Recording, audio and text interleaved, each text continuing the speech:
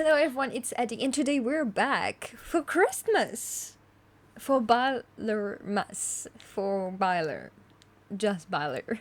But today I'm only gonna focus on the very obvious idea of Byler, because yes, a lot of people give a lot of precise clues and little details, etc. But I'm going to talk about the very big picture of Byler because it's very easy to understand and it's not as complicated as people make it seem. Especially now that we are under an official love triangle and a very obvious one. This video is kind of chaotic because, like I said, it's Christmas, and yes, I'm filming this video the same day I'm uploading that, the day of Christmas for me and where I live. So it's kind of complicated, but we're gonna try to be quick. We're going to try, I hope this video will be under 20 minutes. I hope so. Will I manage to do that? I don't know. If you like this video, don't forget to like, subscribe, and comment.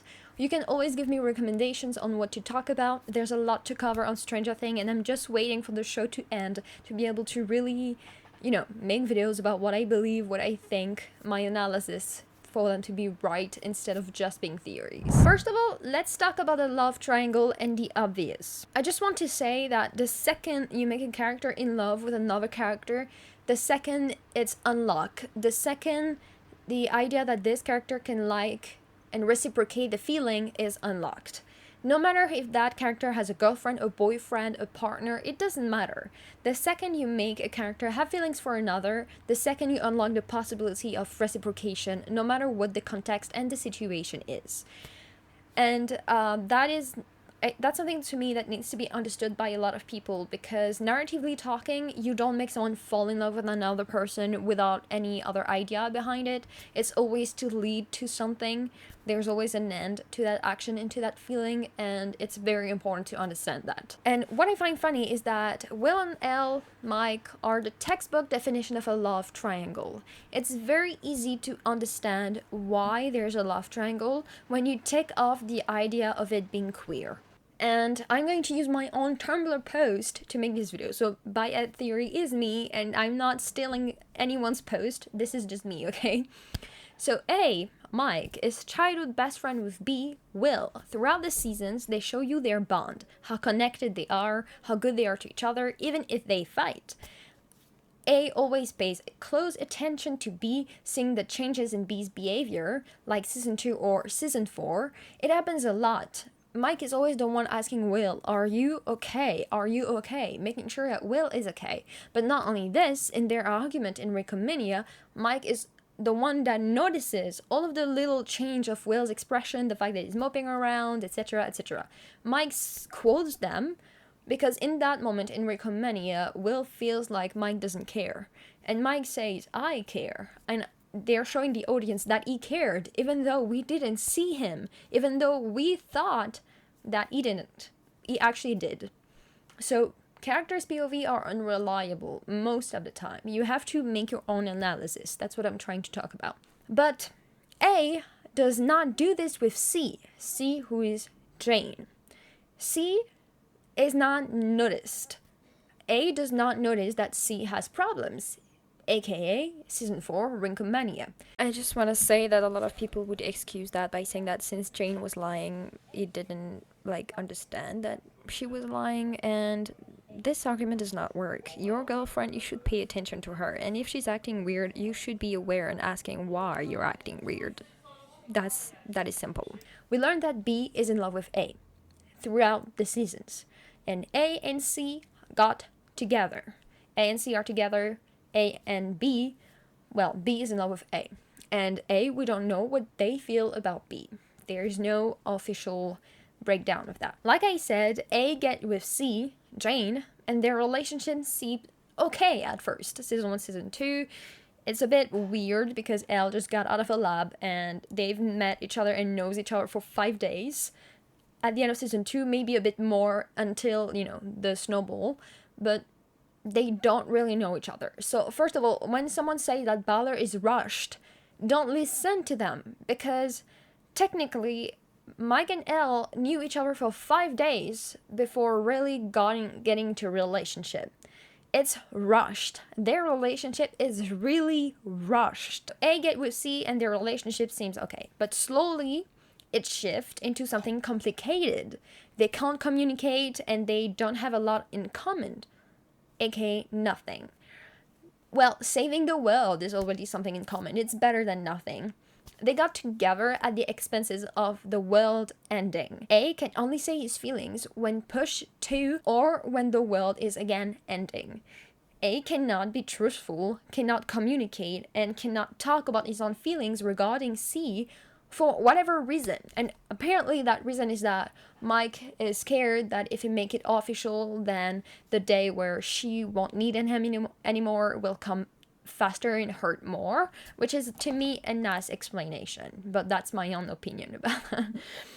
We often have comparison in love triangles between AC and AB, showing how A is more sincere and compassionate with B than he is with C. That's something that is indeed, in fact, in the show. A and C and A and B are compared. Their relationship are compared. The fact that they've known each other longer, the fact that this relationship is stronger, beside and despite all the fight they go through. We can also compare season 4. You don't say it, I say it. I didn't say it. You didn't have to. Mike's apology to Will being heartfelt and Mike's love confession relying on Will's words and lies. If you don't believe he lied, that's on you. But we have explicit show of the fact that Mike lied in that, because he said it was love at first sight, but we know it's not true. It's contradicting his own speech from season 2.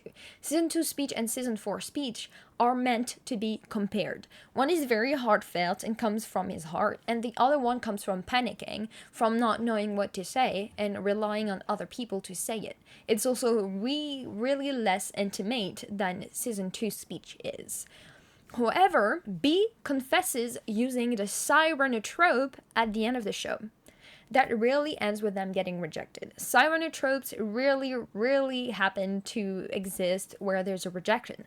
And a lot of people will come at me and say, yes, but in Cyrano, at the end, he ends up dying. The goal is to reuse the trope of the Cyrano, which is making something, lying about it, and then at the end, being the one that gets his feelings reciprocated. The goal is to use it like that. It was never meant to be reused fully and have the same exact story. No, the use is the trope, not the full-on story. The Cyrano trope is here to make us be sympathetic for Will to be seen as someone to have empathy about, to someone we should root for. He just uses on feelings as a way to make Mike feel better about his relationship with Elle and to reassure him that Elle still needs him, etc., even though that really is not the case. And that lie is going to come back in season 5. We know that. It's tomorrow when I'm talking, but it's officially gonna come back. And Will's feelings and feelings of longing for Mike is also gonna be present in volume 2. Now that he accepted himself, it's something that is going to be even more present. In the love triangle, the final couple get together at the very end, after the feelings are revealed from the Cyrano trope. For example, we can use it to refer to that. The only thing that stops people from seeing it and seeing the love triangle and the very obvious love triangle and makes it complicated is that they're two boys. That is why people make it complicated. B makes A feel seen, understood, and comfortable, whereas C makes him feel insecure and out of place. That's a very typical trope too, of A pushing a relationship with C and C pushing a relationship with A, even though that is clearly not working, even though everything is just, they're struggling completely. Their relationship is a struggle for others too. This is one of the signs that implies that Elle and Mike are not meant to be endgame, is that their relationship impacts everyone else. Their struggles impacts everyone else.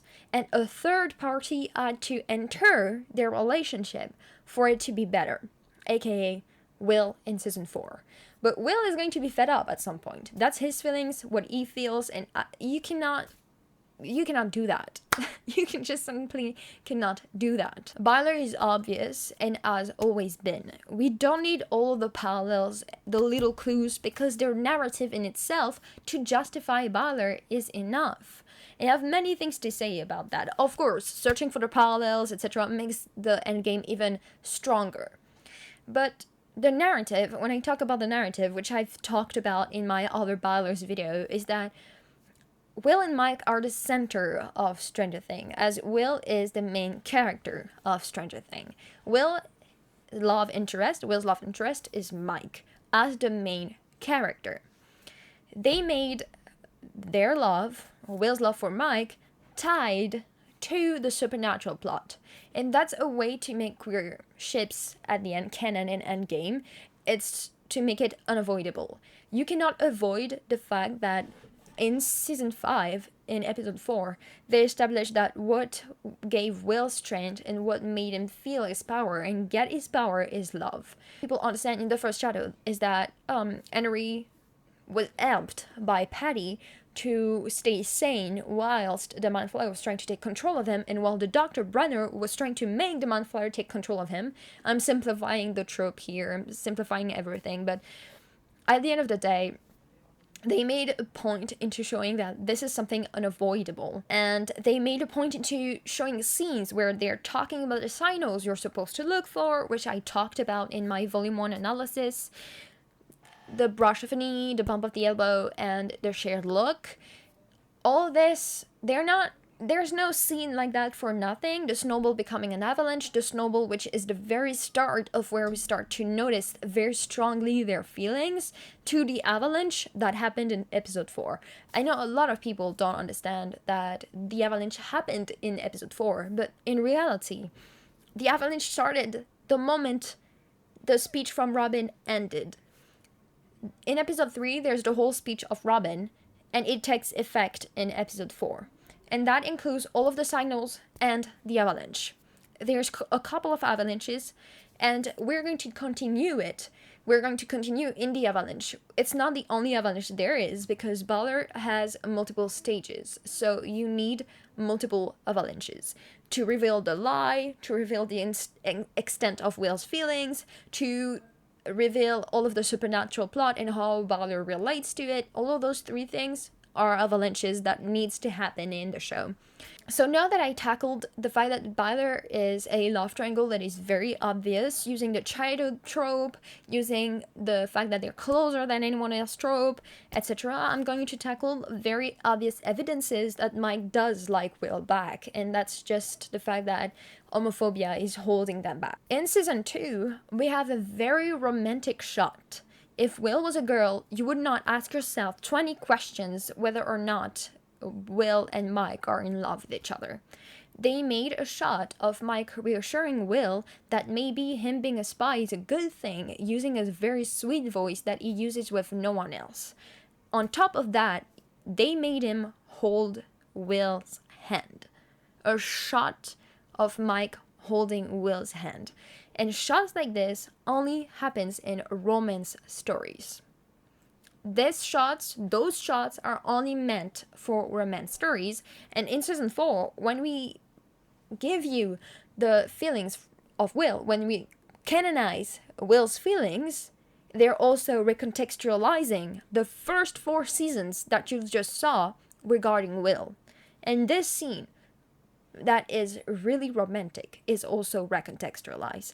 The same way that in season 2, after season 5, the speech of Mike and the memories of Mike, etc., is recontextualized to be even stronger than it was at this moment. That's something that stuck to Will. And as much as for Mike and as much as for Will, meeting each other was the best thing they've ever done. And now we also have a recontextualization of the fact that D&D is their things. So Will making a painting for Mike regarding D&D, and then Will having his memories of Mike discovering D&D, and the fact that Mike holds D&D close to his chest, and that Will understands everything of what Mike is saying regarding D&D, and the fact that Elle doesn't understand shit about what Mike says when he's talking about D&D, is a very clear aspect to show you that Mike and Will are meant to be together because they are complementary. And Elle and Mike are not, because they are not complementary. And we see that through D&D, but that's a detail. The fact that Mike is a paladin and that Will is a cleric, said by Mike himself, or a sorcerer. That is something that is a detail, so I'm not gonna go too far into that. Other scenes that makes Byler very obvious. Mike only have playful scenes where the two parties are playful with each other.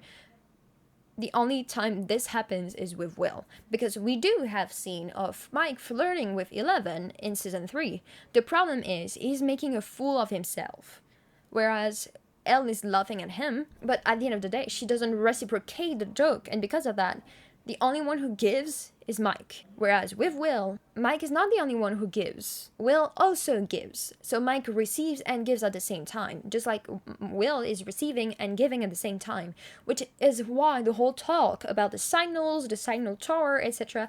is very important, because we're talking about receiving and sending. Whereas with Mike and Elle is only sending, is never receiving. And that's a problem, because that means that there's a wall. There's a wall. I have to be very quick to finish this because people are waiting for me. But what I mean with this video is that you don't need 100 millions of proof of parallels that Byler exists and that it's a possibility, because the narrative itself is enough for that. The second they made Will in love with Mike, the second they made Mike reciprocating a chance, disregarding completely the fact that he has a girlfriend, because killing off Bob, separating Lumax in the middle of season 3 and season 4. We didn't see them break up, but they did break up. Separating Nancy and Steve to make Jonathan and Nancy happen had not been a problem. So it's once again not a problem for them to break Milevin off. Not at all. But what I mean is that they don't have a problem into killing off people to make a couple happen, or to break off people in between seasons, something you don't see, or in seasons without even making a breakup official. They've done 3 types of breakup that, yeah, Milevin can completely be broken off already, or in a break, or just waiting for the snap to happen. So you'll have to do with my voice now, because my camera does not have enough batteries. So that's going to be the ending. What I mean is that Byler is really obvious for anyone to see, and the only problem is the fact that Will is a boy and that Mike is a boy, because in reality, Mike and Will share a lot of romantic trope. The fact that Will and Mike are the only 2 people they can communicate freely with. The fact that we have a shot of Mike, like I said, with the hand holding. The fact that Mike is suddenly not able to hug Will, whereas he can hug everyone else. This is something that is very obvious.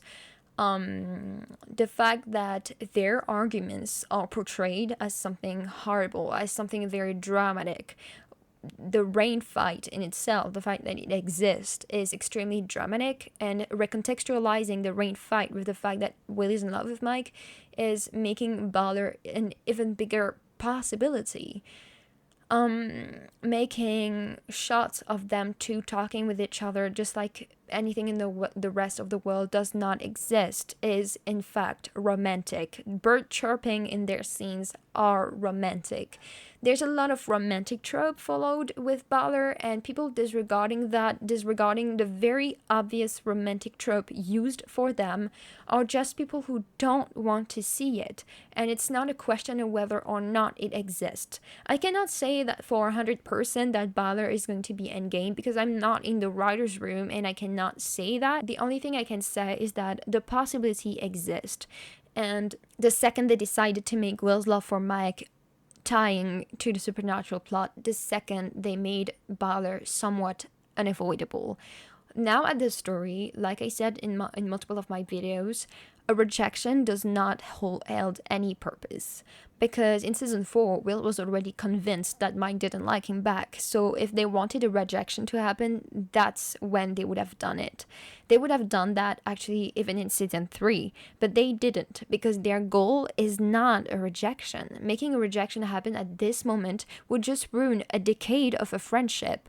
With, like I said in my last video about my prediction, it would just ruin a decade of friendship of someone that helps Will find powers, someone that helps him to fight. If you erase that person, one of the most important in his life, then what is the purpose? Where was the proper purpose? It does not exist. It does not exist. And you don't need to be a genius to know that.